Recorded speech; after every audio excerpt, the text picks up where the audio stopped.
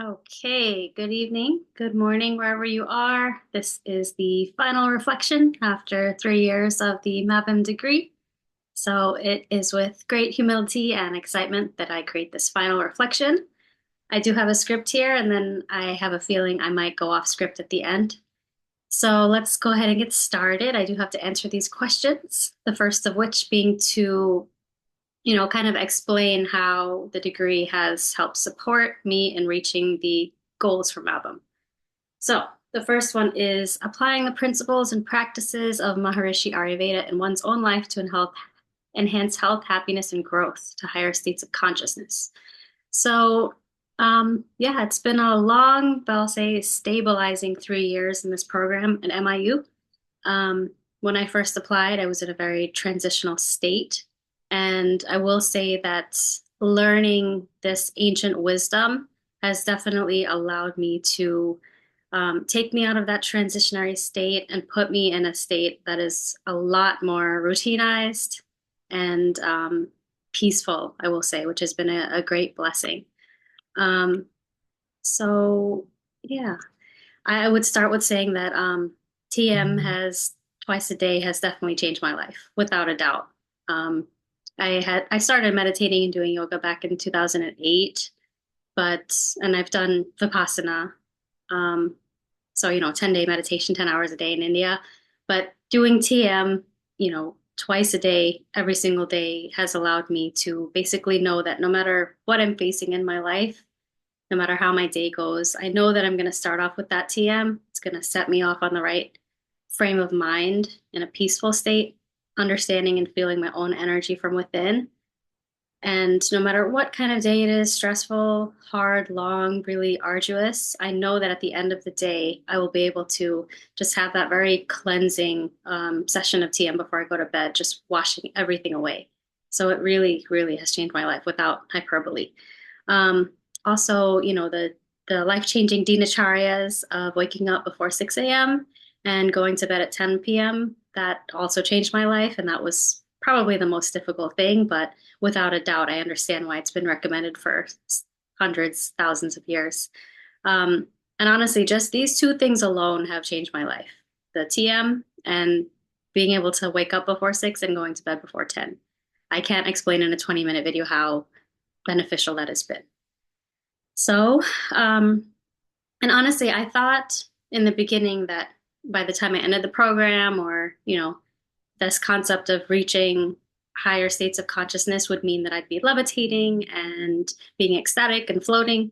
But honestly, that's not necessarily been my experience, although maybe that's something that I will experience later.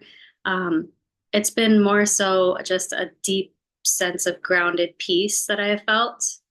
That has been the happiness that I have found. And I wouldn't have considered that happiness would be peace because sometimes people find peace very boring. I think that's why, they do get stuck in these states of trying to reach for things and trying to use their senses into the outside world because it does kind of give them that kick of cortisol that they're become addicted to, even though it doesn't necessarily feel good. It's just a habit.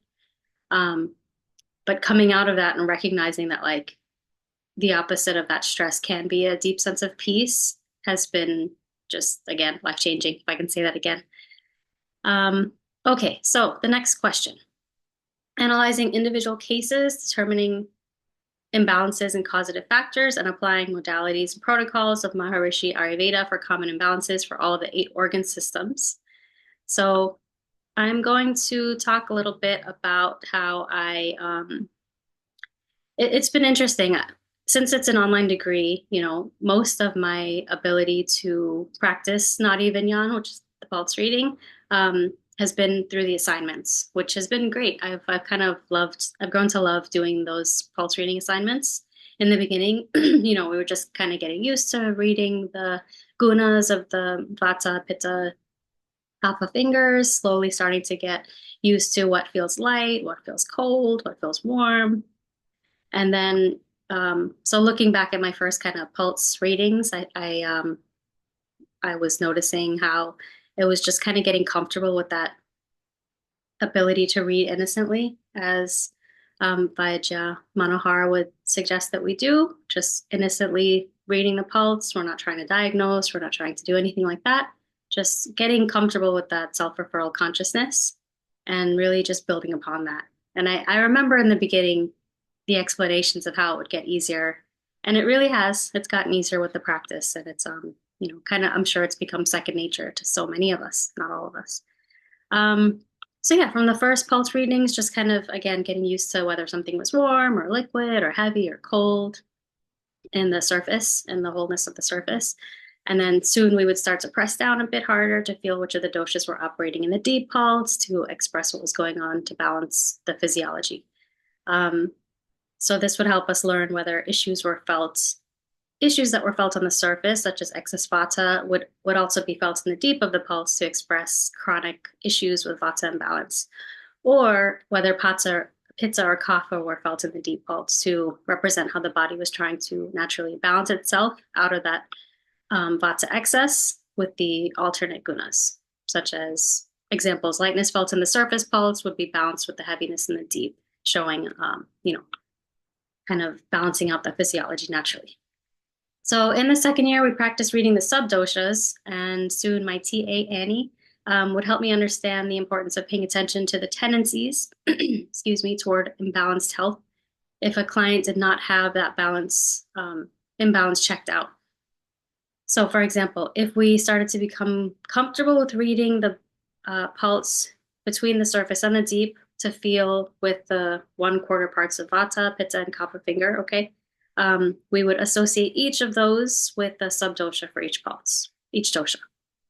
So we soon started to read the connection between feeling prana under the first quarter of the vata finger and relate that toward a tendency toward weak senses, confusion, or physical imbalance, for example.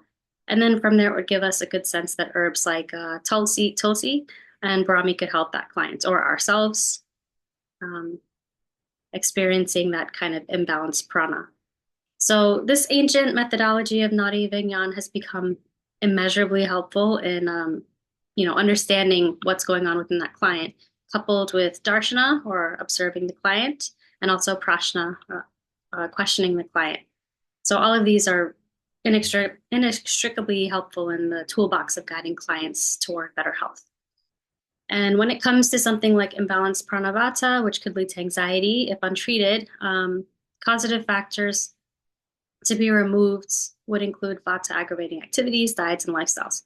So we'd recommend a client to keep away from cold drinks, dry foods, stress, excess travel, late night vigils that create irregular routines, and irregularity in general, which is a huge vata aggravating factor.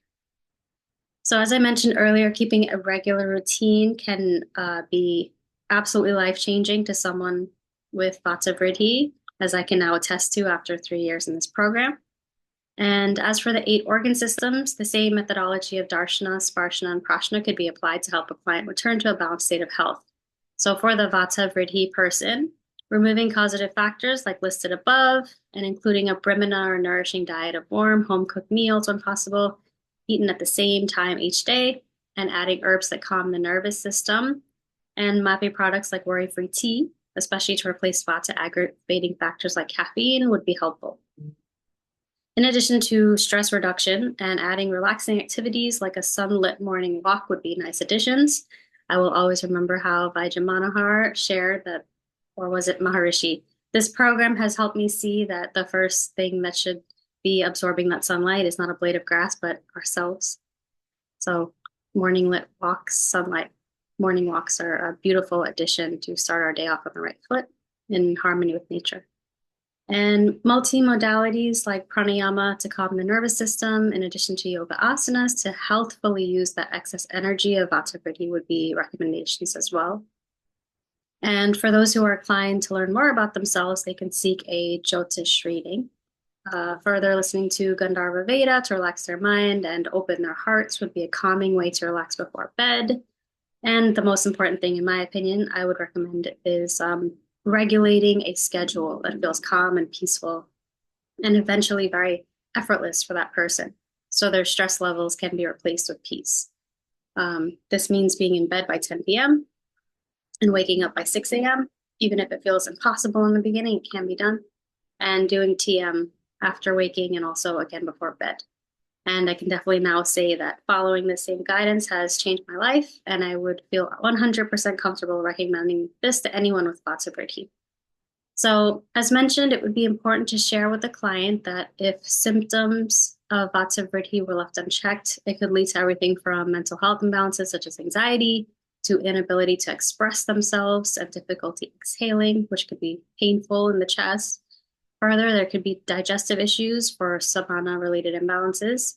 There could also be issues with IBS, continence, PMS, sterility for Apana-related imbalances, and as mentioned, anxiety and even panic attacks and abnormal blood pressure for those with Vayana Vata imbalances.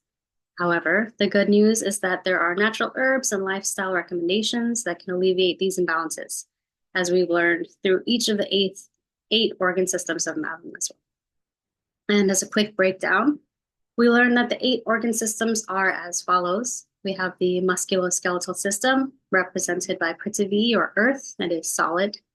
The cardiovascular system, represented by Jala or water, and it is fluid and dynamic. The gastrointestinal system, represented by Tejas or fire, and it is metabolic and digestive and transformative. The respiratory system, represented by Vayu or air, and is gaseous and oxygenated. The articular system, represented by Akasha and space, and it is spacious in the joints. The endocrine and reproductive system, represented by Manas or the mind, in the mind and body connection. The hematologic and immune system, represented by Buddhi, which is the intellect, and is discriminatory in nature, helping us discern between the self and the non-self, especially within our cells versus foreign cells, which need to be destroyed. And then we have the nervous and the integumentary system, represented by Ahamkar, ego, which is the projective barrier between ourselves and the world. As I was reflecting, I was recognizing that the skin itself may be seen as the ego. So the flesh, therefore, dies to the world one day, and all of our Mahabhutas find themselves dispersed into the one unbounded ocean of consciousness. Or maybe we transcend through TM to experience that within the skin, within this life, if we are blessed to experience that. So I would have found it hard to recommend to others, all of the above, that they should try something if I hadn't ever done that. But because Ayurveda is in accord with natural law and it follows along with the rhythms of the universe, it is something that I seek to do, and it makes it easier to recommend it to others, such as following the circadian rhythm, for example. And being able to scientifically express that to somebody, I think, would make it more palatable for them if they have a very rational mind. So beyond this, there are so many herbs and multimodalities to try. And as healing becomes more and more popular in our culture and our world, and part of the mass consciousness, as we're seeing and we'll continue to see, Ayurveda as an ancient wisdom can last forever for those who are curious about improving, maintaining, and balancing their health, whether through taking Brahmi at night before bed to calm and ease their nervous system for better sleep, or taking Nasya oil, which is absorbed into their physiology quickly for the purpose of relaxation or for respiratory issues, or doing Abhyanga as a form of self-care to nourish the skin, improve circulation, provide calm to the physiology, strengthen muscles and joints, support the immune system, maintain flexibility, and improve digestion. Okay, moving on to number 3. Presents Maharishi Ayurveda coherently and professionally in speaking and writing to diverse audiences. This program has especially allowed me to present Ayurveda both professionally and colloquially to diverse audiences, as I have started adding my videos on blood pressure from an Ayurvedic perspective to YouTube and social media. I've also added videos about the nervous system, the self, consciousness, and the brain from an Ayurvedic perspective. It was an enjoyable experience to add videos on Raktadhatu and anemia, in addition to the Ayurvedic approach to vasculitis, and another video on the musculoskeletal system. For beginners, I made an intro video on Ayurveda that talks holistically about how it is the oldest medical system in the world, that takes into account diet, lifestyle, behavior, and natural laws to benefit ourselves and the world around us with long life and happiness. So from pH 500 to pH 509, which we are wrapping up as we speak, it has been helpful to present the knowledge learned in video form I agree with those who've made that decision because it is helpful to speak out the information, the knowledge that we're learning. And it has helped to build confidence over these 3 years and to share it with others. So now that Mavim is coming to a close, I will update my videos in a way that can be accessible to more people. Um, the internet is a great equalizer, and for anyone who's concerned that Ayurveda is too expensive for common folk, as long as someone has access to the internet, they can be able to find this information online. And I support that 100%. So conducting oneself ethically, responsibly, and professionally was also a goal of MABM, local and for global citizenship. This one is kind of interesting. As I started this program, I started going to the doctor's offices and things like that, and people would just start asking me like, "Hey, are you studying medicine?" I didn't know why. I didn't barely even said anything to them, but they started saying they could just tell that, I was studying medicine. It's been very interesting. And now I'm a prevention educator, drug and alcohol prevention educator in the schools in New York. And sometimes as I'm walking through the hallways, people will think I need to go to the nurse's office and help the students that way. So it's been very interesting that. So I say that to say that when we practice TM and we update our diet and our lifestyle and our energy starts to change, people can feel that whether we open our mouth or not. It's been an interesting experience that. And if they're trying to send me to the nurse's office to work, I think I'm on the right page for them seeing me as professional, which is nice. So the last one here, applying Maharishi Ayurveda assessment, coaching, and health recommendations in a professional setting. As I mentioned, I'm a teacher, and so I do coach students on different things like pranayama. I don't call it pranayama, but I will be in class and we will be talking about social emotional learning, and stress and peer pressure and things like that.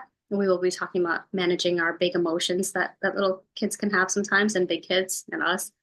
And I will just have them, take a deep breath in through the nose, out through the mouth. We practice that a couple times, and I really want them to physically feel the change in their body as they start to activate that parasympathetic nervous system. And I will teach them those words and kind of throw it out there so they have it in their mind that they can change their whole physiology just by that process of breathing. Also, in a setting of working with folks who had severe mental illness, who lived in supportive housing under the Office of Mental Health in New York, I was working with individuals on their support plans. And a lot of times I would help them if they had diabetes and things like that. I would help them with their diet plans and, in conjunction, obviously, with their doctors and their nutritionists and helping them with their doctor's appointments. Just kind of giving them those tips and tricks on ways that they can bring balance back into their own lives and take that power back. I also did take a client to the doctor when she was very, very scared and nervous about a possible breast cancer situation she may have been dealing with, and just kind of sitting there with her. And she had COPD, and I tried to work with her about getting her to cut back on smoking and things like that. But we would practice the breathing, and just being there and sitting with her and allowing her to just be calm and peaceful and at ease I think was very helpful to her. And I'm happy to say that she did call me to tell me that her diagnosis came back non-cancerous. So yay. Yes. So I think I've answered those questions. And now I will go a little bit off script here to say, I'm very grateful and thankful to everyone who has been a part of this learning experience for me. I've learned so much, and I definitely feel like I have the foundation I was seeking. And especially in this day and age, I live in New York, and I'm sure everyone has heard of what happened a couple of weeks ago with the largest healthcare executive CEO, what happened there. And I think it's a shifting point right now that we are dealing with. And for the longest time, we may have been concerned that, people who are treated in a Western medical modern system may not come down this route towards Ayurveda because of, insurance issues and things like that. So without opening a whole can of worms, I just say this to say that now is a very crucial time to be able to share with people that if they are going through all of these really difficult times trying to get care in a way that should be normal, just going to the hospital and getting care, but if they're prevented from doing that they can come to folks like us who are working in integrative medicine, who can be there to support them through health coaching and through the support that they may need in the process of trying to get the life-saving care that they need. So, with that, I will say that I do wish everyone the best. I'm very grateful and thankful, and God bless. Thank you.